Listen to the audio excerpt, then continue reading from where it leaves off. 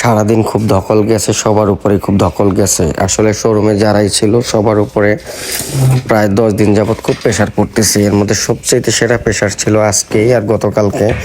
এই 2টা দিন এত প্রেশার ছিল, কারো বাইরে যাওয়ার 5 মিনিট সময় নাই। মামুন কিছু শপিং করবে, তার রাত 1টার পরে বের হইলো। সারাদিন বের হইতে চাইছে, বের হইতে দেই নাই। তো আজকে সারাদিনে খুবই ধকল গেছে। এখন বাজে রাত 2টা।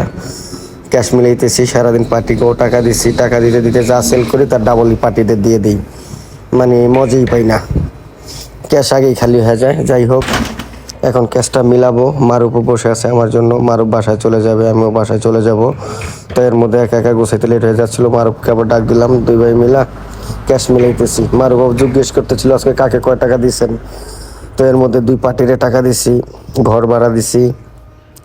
এর মধ্যে আবার পাঞ্জাবির এক পার্টি ছিল, তাকেও টাকা পাঠাইছি। সব মিলায় ওকে বুঝ দিলাম, সমিতি দিছে। সব মিলায় আমি কাউকে দিছি কি না সব মিলায় জিজ্ঞেস করতেছিল। খাতা মিলাবে, খাতা আবার টান দেবে, খাতায় সব এন্ট্রি করা হয়। তো 2 ভাই ক্যাশ মিলাই আবার চলে যাবো, বেশিক্ষণ থাকবো না। খুব টায়ার্ড, অর্গুমা থাকতে থাকতে শরীরে লোড কুলায় না কারো। তো সেই ক্ষেত্রে বাসায় যাইতে যাইতে শোরুম থেকেই বের হই 3টায়, বাসায় যাইতে যাইতে 3:30 4টা, ঘুমাইতে ঘুমাইতে 5টা, আবার 9টার মধ্যে ঘুম থেকে উঠতে হয়। তো মারুপ ওরা 9টার আগেই চলে আসে, আমি 9টা 9:30 10টার মধ্যে আবার শোরুমে চলে যাই।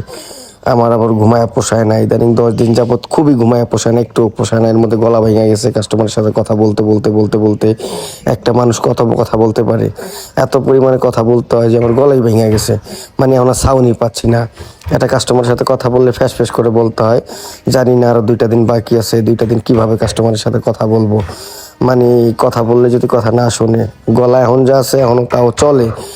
আর 2 দিনের মধ্যে গলা যদি একেবারে ভাঙা যায়, কার সাথে কথা বলতে পারবো না। যাই হোক, খাতা চেক দিতেছিলাম, কারে কয় টাকা দিছে, কয় টাকা এন্ট্রি করছে, ক্যাশে কয় টাকা ছিল মিলাইতে হবে। কারণ এখন প্রত্যেকটা পার্টিতে সেল করি আর টাকা দিয়ে দিই, সেল করি আর টাকা দিয়ে দিই। সেই ক্ষেত্রে আবার ক্যাশ মিলাইতে হয়। একবারে ক্যাশ রাতে গড়া দিতে পারি না, আগেই অর্ধেক দেওয়া হয়ে যায়, পুরোটা দেওয়া হয়ে যায়।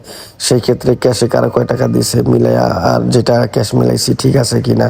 তো আমরা কিছুক্ষণের মধ্যে বের হয়ে যাব, কারণ মারুফ বাসায় চলে যাবে। ও আবার সকাল সকাল সবার আগে চলে আসে শোরুম ওপেন করার জন্য।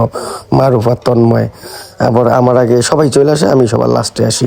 কারণ আমি আবার কন্ডিশনে যাই, কন্ডিশনে প্রচুর মাল থাকে, কুরিয়ারে প্রতিদিনই 1 ডুব করে উঠাইতে হয়। আমি ঘুম থেকে উঠাই সুন্দরবনে চলে যাই, একবার মাল উঠাই নিয়ে শোরুমে আসি।